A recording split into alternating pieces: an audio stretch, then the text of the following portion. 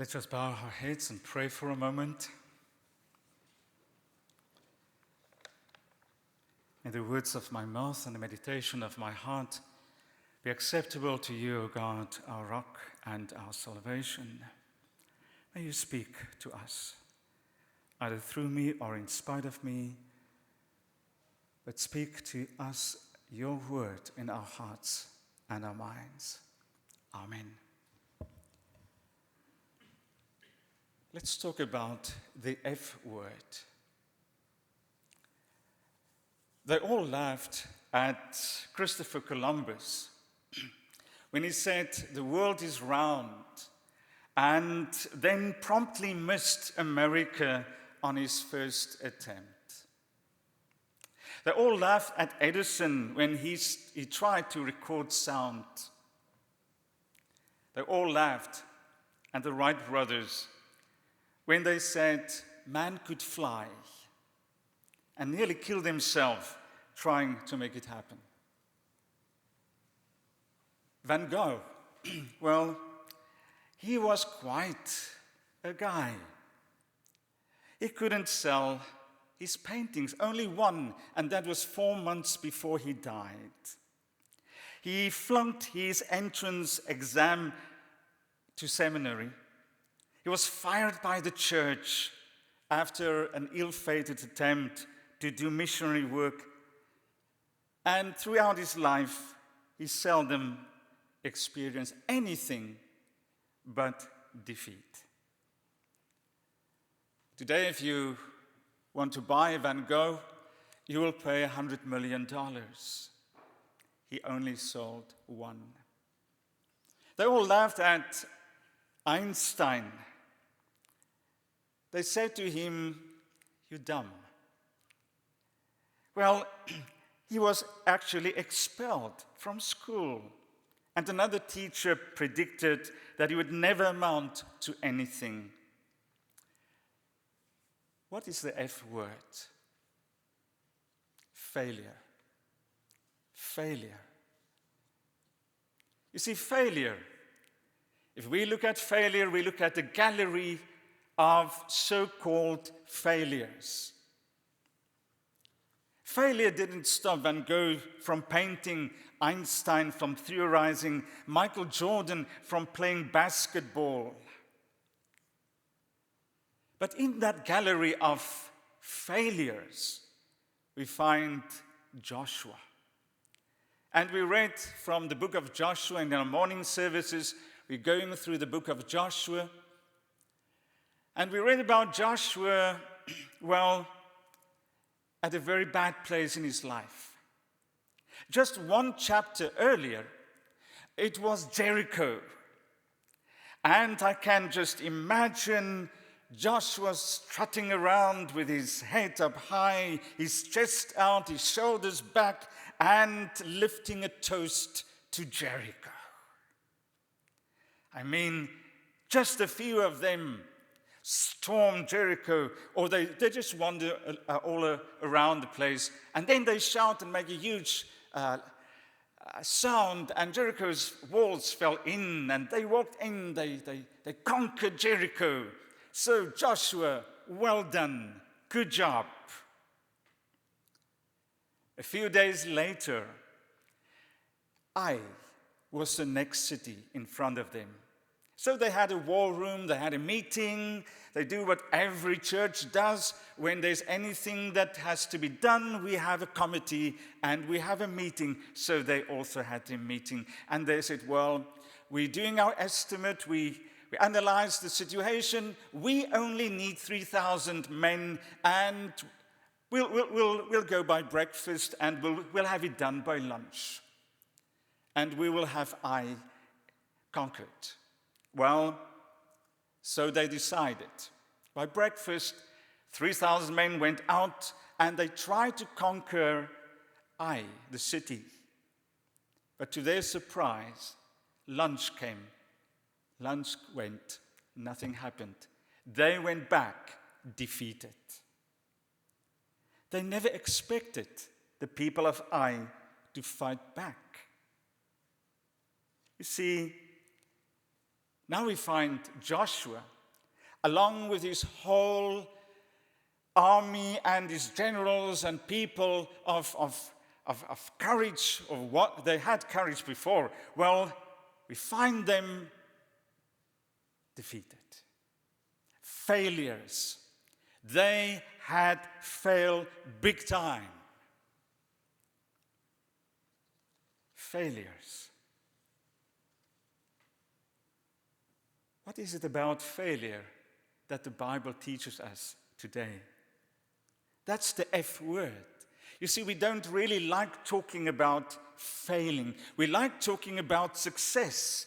We like talking about our victories and the things that we got right. Failures, we think about it a lot. We don't talk about it so much. It's the F word. Millennials hate that word. They fear it.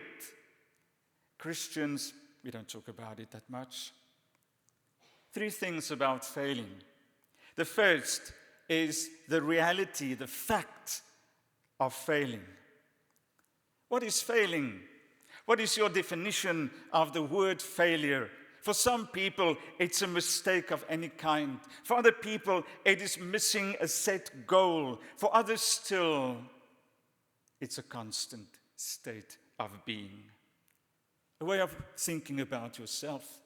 We won't say that loud, but that's how people have internalized their outside failures to the inside, and so the verb became a noun.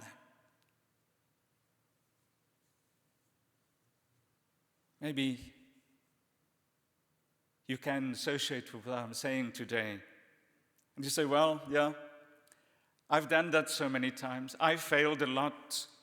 Well, then I must tell you, you're in good company, because Adam and Eve failed too. The stories of Noah, he was a drunk. Abraham was quite a liar. Jacob was a fraud. Moses was a killer. Elijah fled. God found him under a bush. We won't talk about David, will we? And what about Peter? We read about Peter. What a failure. Or was he? Maybe he just failed. It wasn't a failure. You see, the thing with failure, the thing with failing is that our failures are following us like shadows. We can have 100 times a success, but once we failed, for many of us, it follows us.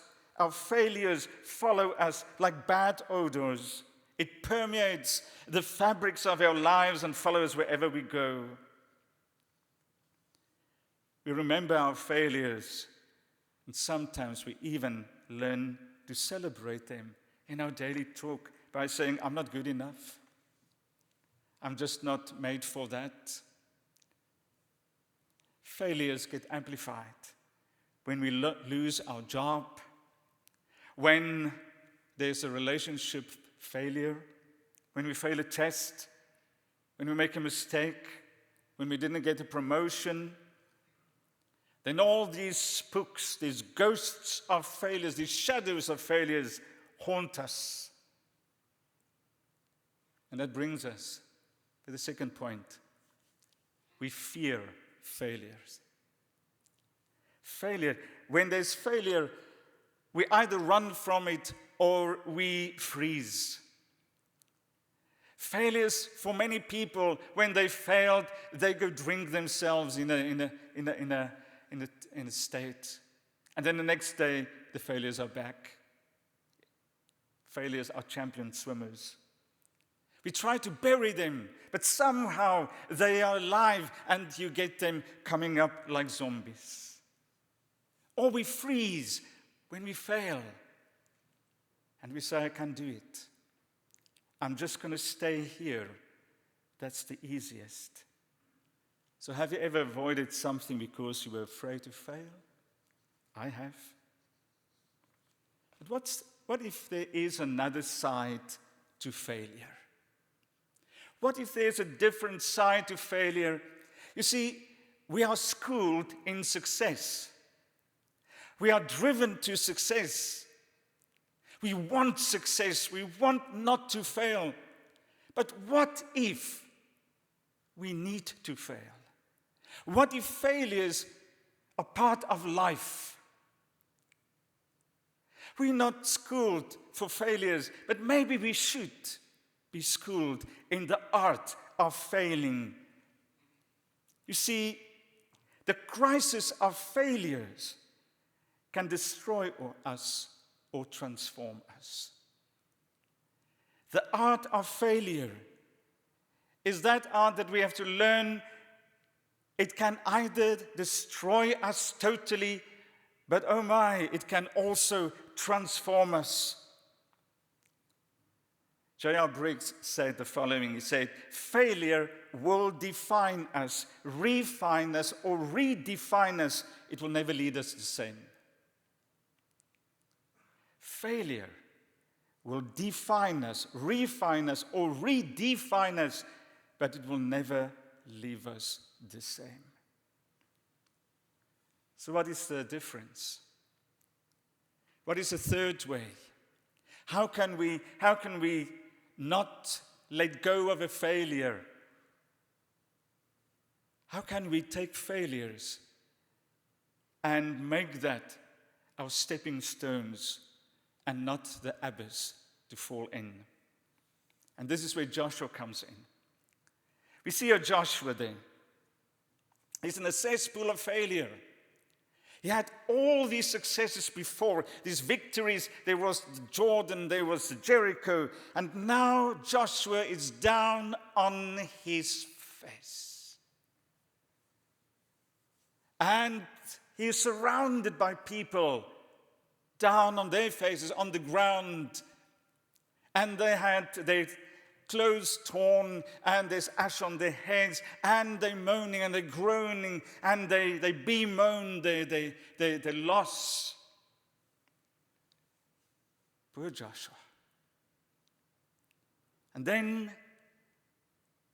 he became aware of God. God steps into the picture.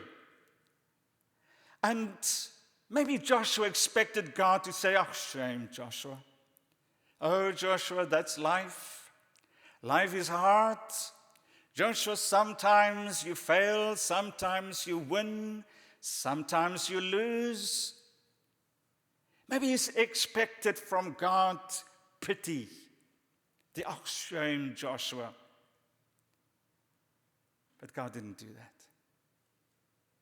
Joshua imagined him on his face, the big leader, the general.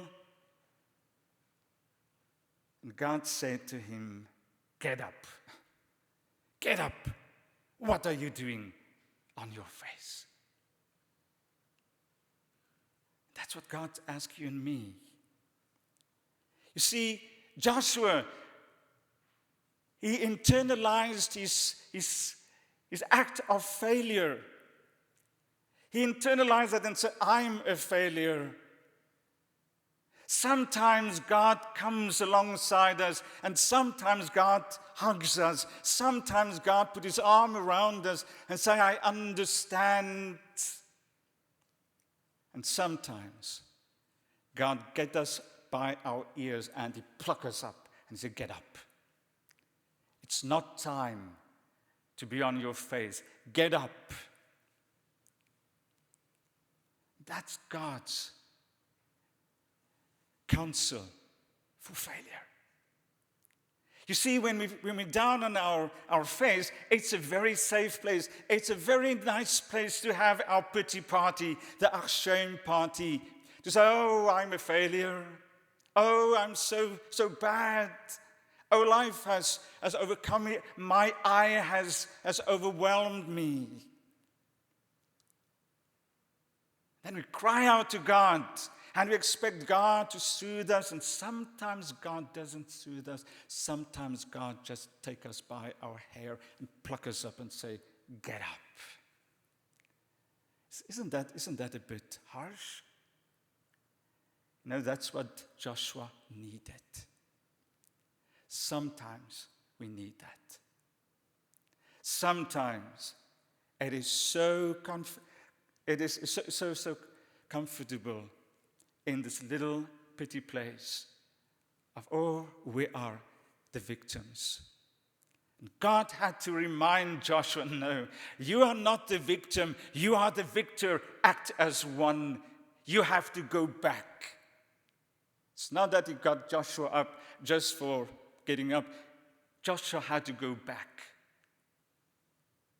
Joshua, failing doesn't make you a failure. Get up, Joshua.